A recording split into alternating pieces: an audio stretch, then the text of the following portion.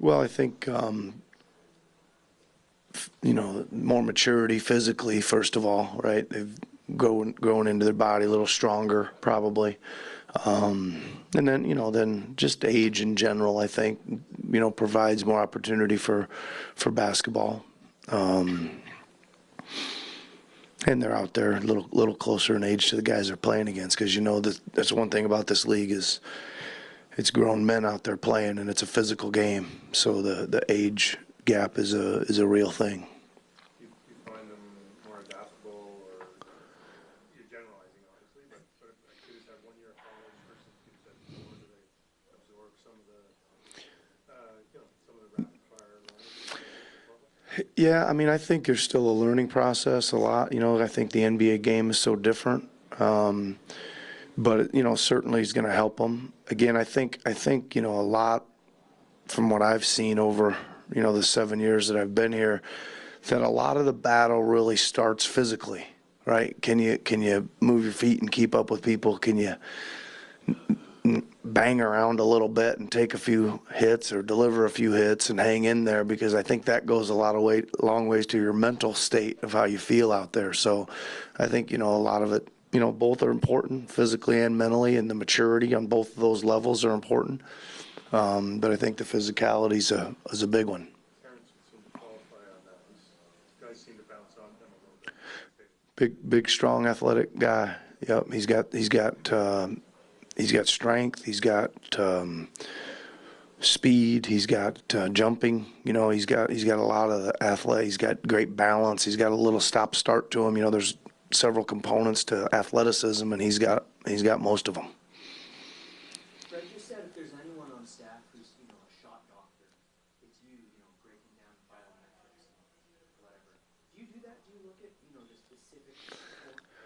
Yeah, I mean, again, I've my training through the years has led me to kind of do a lot of things. But one of the things I did do right out of college was start teaching shooting. I was running shooting camps and things for a long time, literally right out of college, and I think I was fortunate, one, to have a high school coach that preached it. We did lots of form shooting. It used to drive us bonkers, right? When we were younger, 14, 15 years old, we didn't understand why we had to do it every day. And, we wanted to get up and down and bomb threes and all that stuff. And we were shooting off the wall, with no basket and all that stuff. And then had a lot of good teachers along the way, that helped me when I was in college, playing and learning how to shoot, et cetera. So tried to kind of carry on with that. And I always think that the more you teach something, the better you learn it, right? So yeah, we do a lot of it. We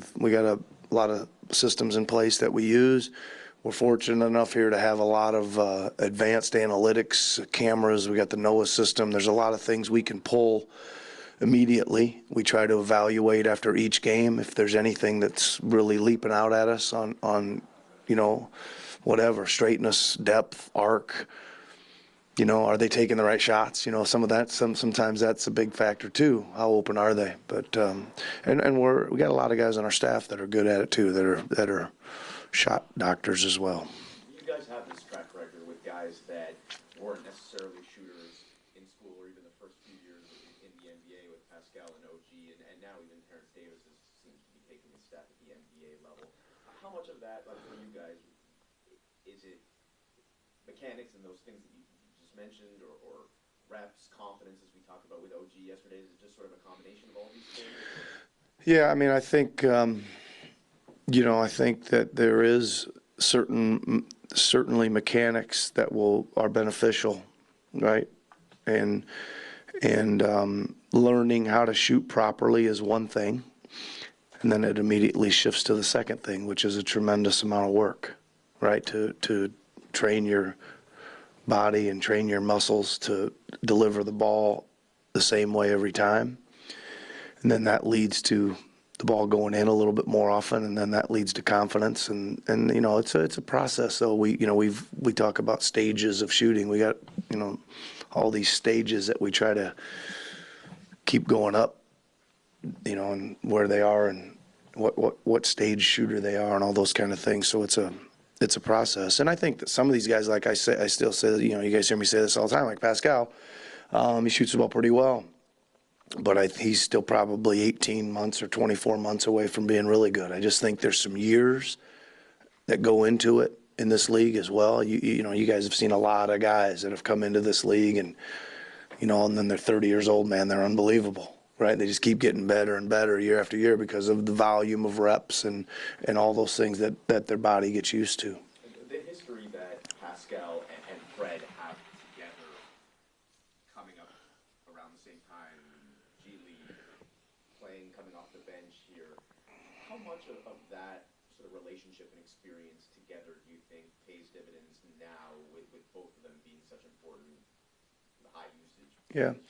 Well, I think it's great, and I think it is important, right? And it's you know, one of those things that kind of happened organically. They just kind of came in together, summer league together, 905 together, 905 playoffs, 905 championship. You know, the second unit from what was it now, 3 years ago, something like that. That was playing together so much, and now they've been thrust into the starting lineup. And then they've been thrust into a primary role because of a couple injuries, you know, really, you know, option A and option B, really.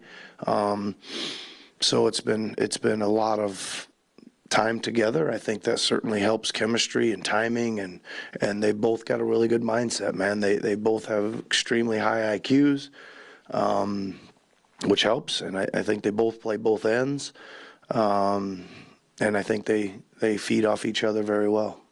You talked about Pascal being 18, 24 months away, and we're talking about someone that has kind of built up to that. How do you flip over to Matt Thomas in terms of his timeline and someone who's already established that and being brought into this franchise for that reason? Well, Matt's kind of you know, probably been his whole life that kind of guy. He was probably a really good shooter as a youngster in a high school, and he was a great shooter in college. I remember seeing him play at Iowa State, and then he went to Spain, and I believe he led the league in three-point shooting last year, and that's a heck of a league to do that in at a very high percentage. But you know, I give him a lot of credit too because he's worked since he's been here too at some things, and you know, when we first kind of saw him, he was struggling a little bit and not, you know, not seem to be making as many as maybe we thought he should be, and all those kind of things, and gave him some work to do, some suggestions of some guys to watch in the league. And again, you know, you kind of point these guys in the right direction on some things, and then they digest it and look at the film, and then they go to the court and work. And he's extended his range already since being here. He's really extended his separation. You see how hard he comes flying out of the corner sometimes. You know, those are things that he's worked on in the few months that he's been with us. So I give him credit for that as well. And it's valuable for us. Like, it's valuable for us to be able to come down and call his number, and that he can do whatever he needs to do to come flying off there open. Obviously, him being on the floor provides spacing, obviously, but would you like him to shoot more, like to even take more difficult shots, given his... I think he's getting a pretty high number up right now. You know, I think he plays 10 minutes. He seems to get 5 or 6 shots up. I don't know if we want, you know, go too crazy. As long as he's making them, he can take more, Eric. But no, you know, I think we want him to hunt him down, and if there's a period of the game where he doesn't seem to be getting one, we'll try to run a play or two for him. And then but for me, those guys have always been best from what we do in just providing general spacing and the ball coming to them, whether it's in transition early, somebody tacks and kicks and everybody collapses and they're out there, you know, banging it down from a kick out, you know, or just random play, and they end up again, just the ball coming to him, and that's good. It seems to come to him. You know, there's some real good shooters that never seem to be open, but he seems to move into the right spaces. He relocates well, and again, I said he comes off his plays really hard, so that's good. Hey, Nick, looking at Orlando tomorrow, can you talk about, I know you watch a lot of the improvement like Jonathan Isaac's made. I look at last year in the playoffs, and you say you look at guys, I'm sure he's looking at Yep. Pascal as like, hey man, I need to take that kind of step. And the first game between them was kind of a saw, but Pascal had a real advantage in the playoffs. Like, what have you seen from him? Yeah, well, that's been an interesting matchup. I think from last season's regular season where Pascal struggled against him, and then in the playoffs, Pascal probably got the better of him. And you're right, the first game was a little bit of both. Pascal got him a few times, but he got him back a little bit too. It was kind of back and forth between those two. I think the biggest thing for me when I've seen him against us is he takes that challenge. Like he comes into that game focused on really playing defense and really trying to shut Pascal down. I mean, he's coming to work against him. So I think that's it's admirable, right? If a guy's going to take a defensive stance on his team and provide that role, and he's got the length and athleticism to do it, and then he has he puts the desire into it. That's it. He's also improved his offensive game as well. That's about it. I mean, this team's playing well, obviously, with a couple really nice wins here in their last. I mean, they've won 3 in a row, but a couple real nice wins. Nick, looking back on last night, to start the second quarter, you had Pascal in with the bench unit. That early second quarter phase, do you see that as sort of a low leverage situation where Terrence can play some one and learn, Pascal can maybe learn how to carry that?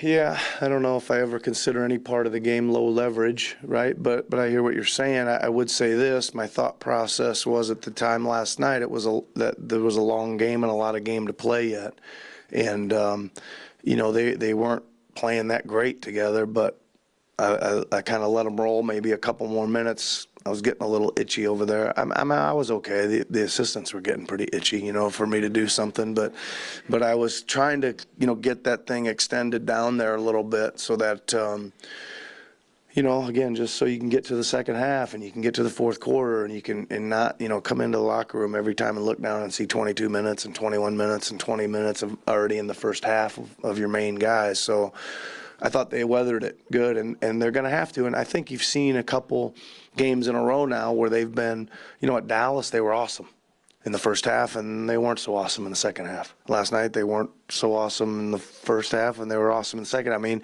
you kind of go through that with second units a little bit. I think we've been through it before here. So just trying to get them to ride the waves and play the ups and downs a little bit and stick with it. Do you feel right now that Pascal and Fred sort of have to be staggered just to give your offense a bit of a hug?